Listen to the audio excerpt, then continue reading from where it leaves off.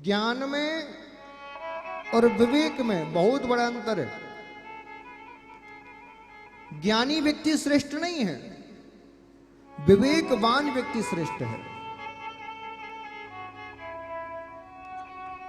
यदि आप केवल ज्ञानी हो तो आप श्रेष्ठ नहीं हो, लेकिन यदि आप विवेकवान हो तो आप श्रेष्ठ हो।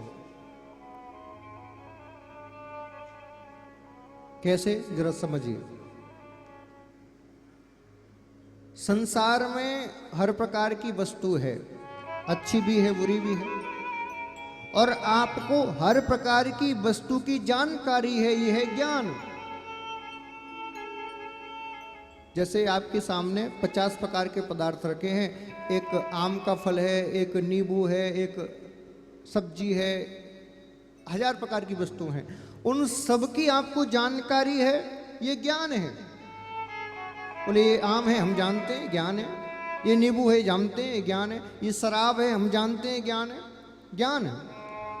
लेकिन हमारे लिए क्या अच्छा है क्या बुरा है, ये विवेक है। बड़े ध्यान से समझना। संसार की वस्तु और व्यक्ति की जानकारी रखना ये ज्ञान है, लेकिन कौन सी वस्तु कौन सा व्यक्ति हमारे लिए अच्छा है, कौन सी वस्तु बुरी है, इस बात का जानकारी रखना ये विवेक है। आज की गजब बात यह है कि लोगों में ज्ञान तो है लेकिन विवेक नहीं है। सबको पता है ज्ञान है, अच्छा उस पैकेट पे भी लिख के आ रही है तंबाकू खाने से कैंसर होता है, ज्ञान है, लेकिन फिर भी खा रहे हैं जानकर भी। क्यों? क्योंकि विवेक नहीं है।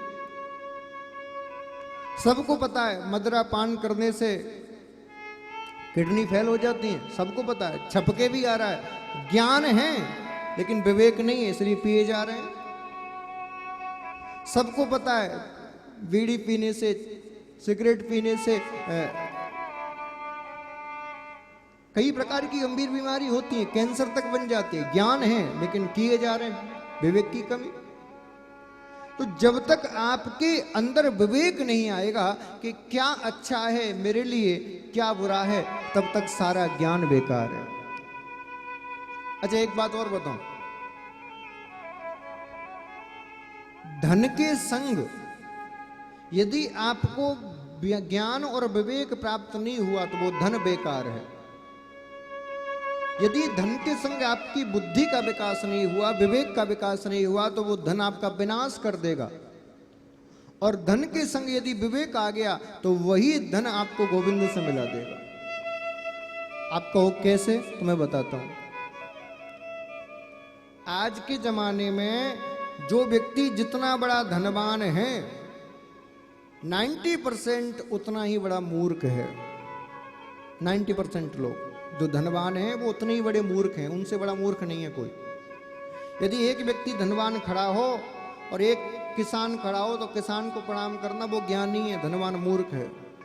कैसे? मैं बता रहा हूं। जब आप गरीब थे, आपके पास संपत्ति ज्यादा नहीं थी, धन ज्यादा नहीं था, जैसे तैसे परिवार का गुजारा होता, तब आप फटे कपड़े नहीं पहनते थे, साजे कपड़े पहनते थे। लेकिन जैसे ही धन बढ़ा, आप महाराज महंगे महंगे फटे कपड़े पहनना शुरू कर दिया। मॉल में जाते हैं, बोले ये पैंट किसने का है? 500 रुपए का। और ये 10 जगह से फट रहा है, बोले 5000 का, ये दे दो। अच्छा मैंने आजकल के बच्चों को देखा, यदि फटे नहीं है तो अपने हाथ से फाड़ लेते हैं। अब बताओ, जो गरीब थे तब सुंदर वस्त्र पहनते थे, साजे वस्त्र पहनते थे, अब पैसा आ गया तो फटे पहन रहे हो। फटे वस्त्र ज्ञानी पहनता है कि पागल पहनता है?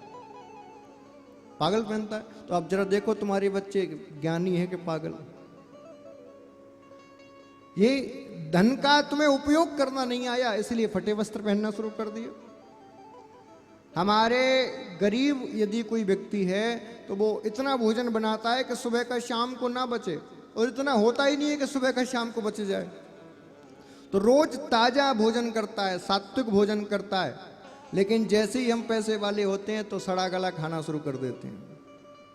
नाश्ते में बोले सैंडविच ही चाहिए, ब्रेड चाहिए, वो ब्रेड जब तक सड़ता नहीं तब तक बनता नहीं।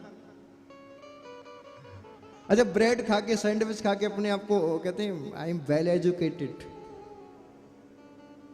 घर में बनी टमाटर की चटनी बुरी लगती है और वो सॉस की बोतल जो महीनों से पैक है वो अच्छी लगती है। घर में माताजी मक्खन निकाल दें वो बुरा लगता है, और किसी कंपनी द्वारा पैक किया हुआ वो 1 महीने पुराना अच्छा लगता है। अब बताओ, तुम धनवान बने हो कि मूर्ख बने हो? बोलो ना, कौन बने हो? मूर्ख ही तो बन रहे हो तुम, धनवान कहां बन रहे हो? इसीलिए मैं कहता हूं, धन के संग यदि बुद्धि नहीं आई, विवेक नहीं आया, तो धन आपको विनाश कर देगा।